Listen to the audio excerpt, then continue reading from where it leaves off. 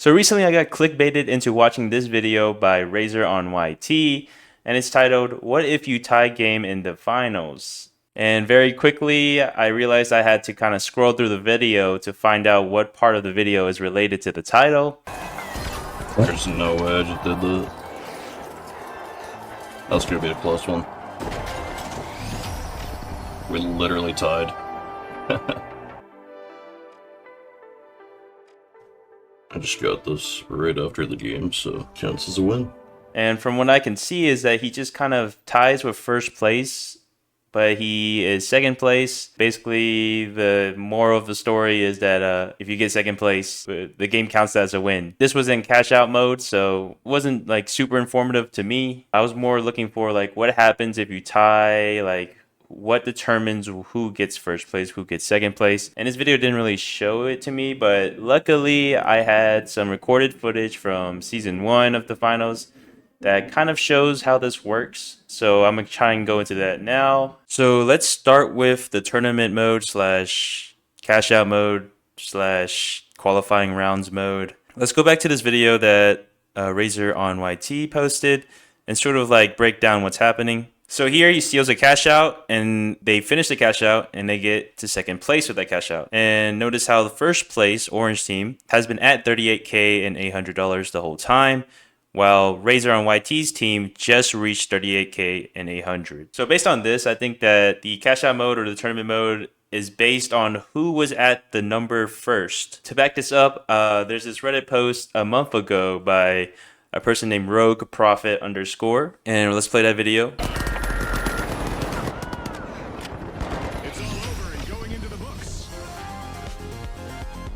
So here we have the opposite situation where the Rogue Prophets team actually was the team that was at the number, and then the other team went down to the same number as them, but they lost in third place. So I think this sort of like shows that this is sort of the case for the qualifying rounds.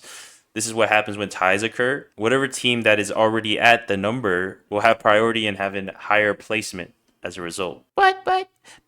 But Ikazo, my team had more kills and we placed higher than the other team when we tied. From my experience, I don't think that is the case, and you can look at the data yourself. Like here's both Razor on YT's team's combat, support, and objective scores, their eliminations, their assists, their deaths, and everything. And then here's also the Rogue Prophets scoreboard also, so you can see whether or not you can make a conclusion based on individual stats. Just by looking at Razor on YT's eliminations, we can see that they did a lot better elimination and combat score-wise than the orange team who got first place. You could argue that like it's a combination of all eliminations, support, objective, or whatever, but I feel like that is a very long stretch, and I think the game doesn't really care about your performance that much. At least that's been my opinion for a while. But of course, you can always look at it yourself and make your own conclusions from that, but wouldn't it make sense that if a team got more kills and more combat score, they would be higher above the other team that qualified if it was stats based? If you're still not convinced about this, my next example might convince you. And that next example is what happens in the final round. And this is where my own footage comes in and sort of changes our perspective on how this works. And before this example starts, I had to deal with some ethical considerations. So basically, we're in this final round in a ranked match, and obviously I want to find out what happens when both teams are tied. How does the game decide who wins? And this was in season 1. And in this specific final round, the enemy team was not as great. So it was sort of easy to manipulate this game to go very long. And thankfully, the enemy team didn't disconnect or anything like that, because the game did get kind of tedious where we were playing on Seoul and we were just playing on the outer hospital and they just kept having to come at us. Is this gonna be a banger video? Should I leave him a zip just to give him hope? It's one melee away. As soon as I touch it, we just break it. And if you're one of those guys we played against in this example, I'm very sorry. This was for science, so. All right, so we're starting at 7 minutes, 50 seconds into the match here. And both teams have now just gotten to 10,000. And notice here that we are already at 10,000 before they get to 10,000, and we keep the number 1 spot. when they get 10,000. This is consistent with the theory that if you have the number before the other team, you will keep the higher spot, which did happen. Let's go. I mean, that's more support for my theory, guys. Come on, come on. But this is where it gets a little weird because we didn't stay at the top for the next 7 minutes.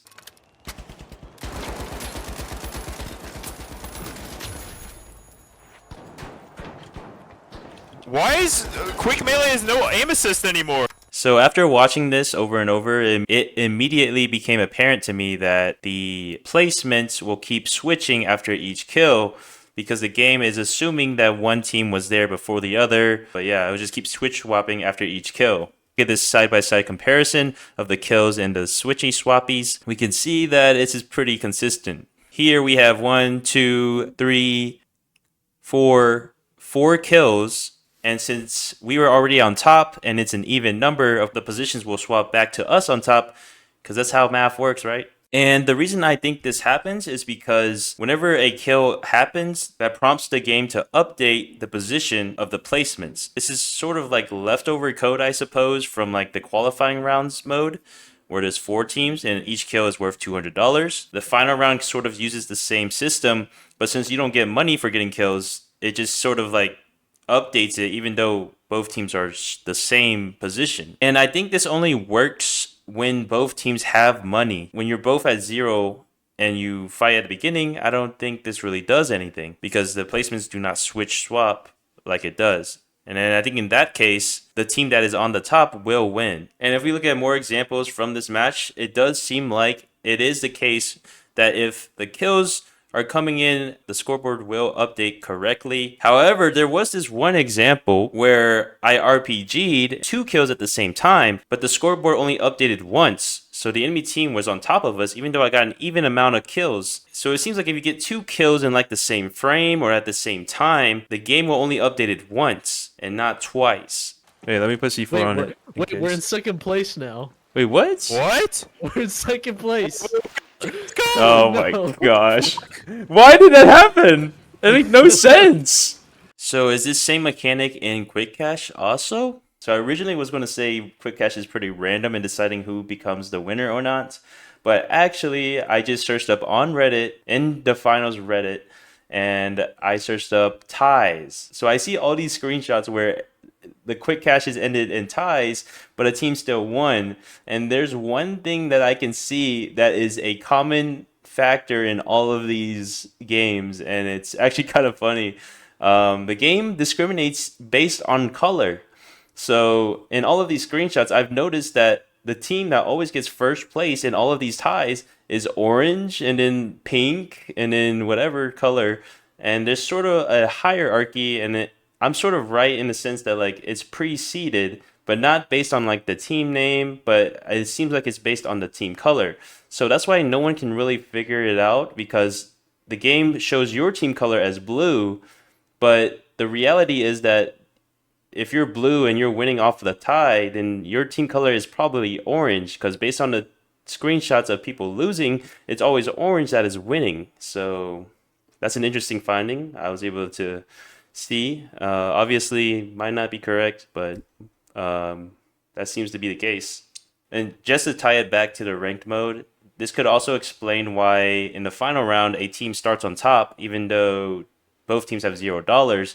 It's probably also based on color. Depending on what color you are, you're probably going to start on top with $0. So maybe that's a correlation. I'm not sure. All right, so how do we win? So with the information we have now, how do we win?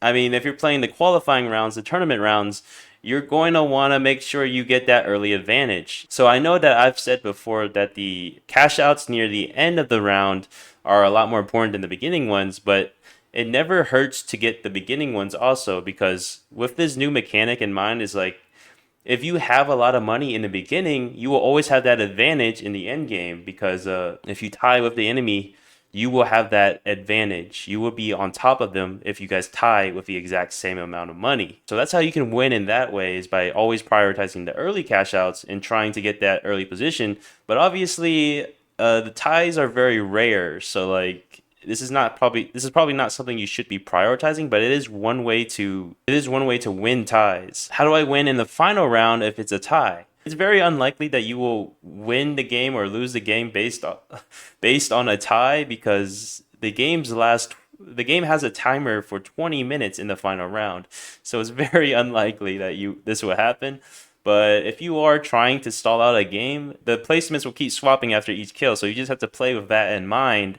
So like if you're on top, you just don't really want to fight them at all. You just want to keep running. But if you're on the bottom, you're going to want to get a kill and then start running and making sure that you don't die or anyone dies. But keep in mind, like if the enemy team falls off the map, I'm not sure if that death will count as an update to the scoreboard. So I don't know.